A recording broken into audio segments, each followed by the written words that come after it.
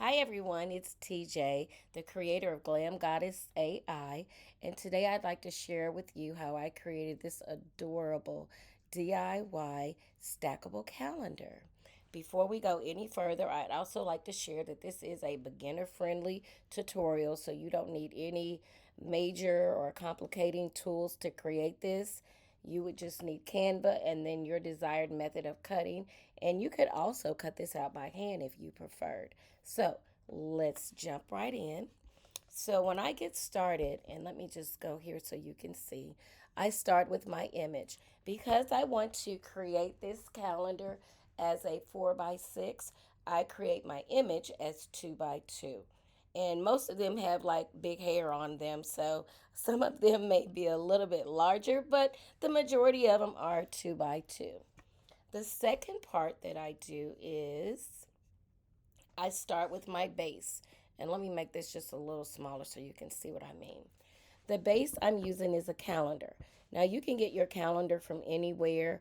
I do know they have some on Creative Fabrica, but if you stay to the end of the video, I'm going to show you how to create your own calendar and right here in Canva, and you can start in the month that you want to start in. Let's say you're making this as a gift for someone and you don't necessarily want to start in January, you can choose the month that you would like your stackable calendar to start in.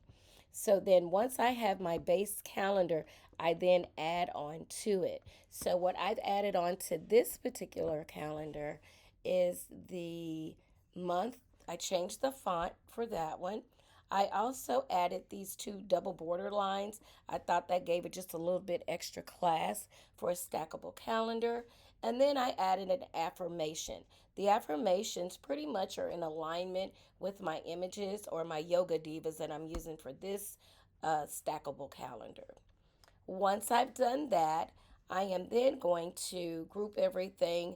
I'm going to download it as a PNG and then bring it back into Canva to start adding it to my dolls that I have. Okay. And again, the base is 4 by 4. Once I've done that, and then I'll go to this one, you'll see that I brought my image in and then I have my base.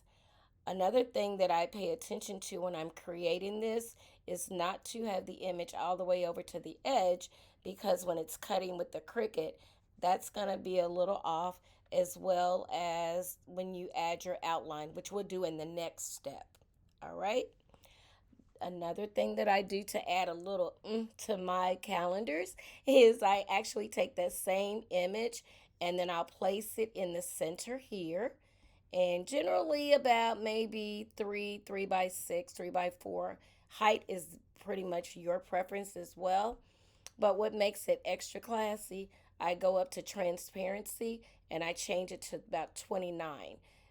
Because when I first bring it in, you'll see that the image is pretty um, fluid. But here, I'll take it down to about 29 ish, right there, because I want you to be able to see the image, but still be able to see the function of the calendar. Okay? So once I've done that, I'm going to take everything and then I group it. Okay? Like so. I'm grabbing everything and then I can click group. Once I've done that, I'm going to come over to share and then download. Now, I am using the paid version of Canva, so I do have the option to do transparent background, but I know that if you're using Cricut to cut it out, you can, and possibly Silhouette, you can use remove background and then it will take the background out for you as well. All right, so then this is my current one. I'm going to choose done and then download. I'll know that I did it correctly because it'll be great. Ooh, look at her. That is stunning. Absolutely. All right, so once I've done that, I'm then going to bring it back into Canva so that I can add the outline to it. And so I'll go here, I'll choose uploads, and then I've already done this when I was practicing how I wanted this video to flow. And this is what it looks like. You see that it is all, and I'm just going to make it larger for a moment.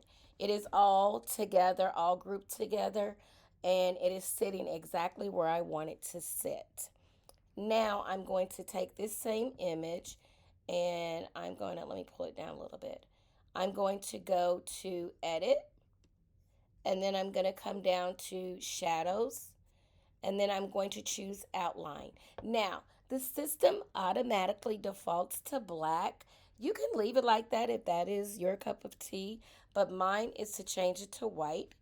And I'm going to take it, click on the color image. I'm going to toggle all the way up to white until the dot turns to white. Generally, again, it automatically defaults to 25. You can certainly leave it like that. It'll be a lot Cricut or silhouette friendly of cutting because you won't have, and I'm going to enlarge it so you can see. It'll just cut right around, and that's pretty friendly for a cutting machine or if you're using it to cut by hand. But me personally, I usually put mine at about 10. That's the line I like. And then I'll show you what that looks like as well. Because I don't like a lot of the white border. To me, that just overplays the image. And this is just enough, but you can put it at whatever you choose. All right, so then once you've done that, again, the next step is to download it. You go to share and then download. Same thing, transparent background, and then current page is what I'm doing, and then download. Okay? And then you'll know you did it. Oh, that is so stunning. And do you see it's not too wide of a line for it? It's like just enough, just enough. All right? And so then what that looks like is voila. Here's that. Looks just good. So now I am actually ready to take this into my Cricut and cut it out. And so then I'll show you what that looks like. Let me go here to this one. This is what it looks like when you've cut them out. Now, in this one, I'm only modeling how I did it through March. But one of the things I did want to show you is when you create your stackable, you want to make sure that they are not on top of each other. But for me, I like them just to peek out just a little bit. So I'm going to scoot her over just a little bit so you can see what I mean. And then you see, because she's pretty tall, she's still peeking out, and then March, she's still peeking out behind as well. So usually that's how I create mine. But I mean, you may want to put all of your images right in the center or to the other side. It's really your preference. Okay. So I did promise that I would show you how you could create your own calendar right here in Canva. So what does that look like? This is what it looks like when you start. Okay, so let me just get a blank canvas here. You're going to go to apps, and then you're going to type in calendar. I've already done this several times, and you're going to go to calendar builder. Okay, this is the one. All right, you click it. What I love about calendar builder, okay. What I love about calendar build, I am having the hardest time saying that. Calendar builder, okay, and let me tell you, I am an educator, so I may say all kinds of things. So, what I love about Calendar Builder is you can start at any month. And so this system is automatically going to default to the first of the month, or I'm sorry, the first month of the year, but you can change that. And you just do that here, as well as the year. You know, maybe you want to get a head start and start in 2027. You can do that as well. So once you do there, it automatically defaults to 700 by 500. You could change that as well. And then the default colors are the silver or gray and black. So I'm going to go ahead and click add calendar. You see how small it is, but you can change the size. You can change the size. Now, me personally, I'm not going to use this gray. Okay, so then I'm going to go back to the gray, toggle it all the way up to white, and then update calendar. You don't even have to recreate another calendar. You can just update it. Let's say you want to update the font size or the boldness, the size. You can do that right here. You don't need to recreate that existing calendar. Okay, as well as if I wanted to change the dates. I'm sorry, the date color.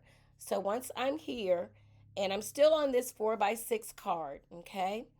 Then I'm going to go to elements. And then for me, I wanted to use the double borders.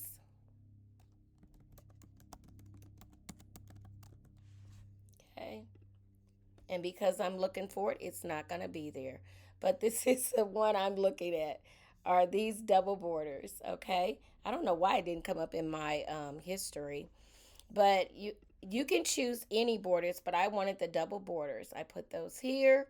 And then also, um, I typed in the month of January. One of my favorite fonts for these little stackable calendars is Playlist Script. I also like Apricots and Cinzel. Those are really classy for me as far as stackable calendars. But again, you can do this at your preference. I then add the date, and then on mine, I also added the affirmations. So if you like this video, please let me know in the comments. Please like and describe. No, don't describe. Subscribe to this channel. Thank you and have a glam day.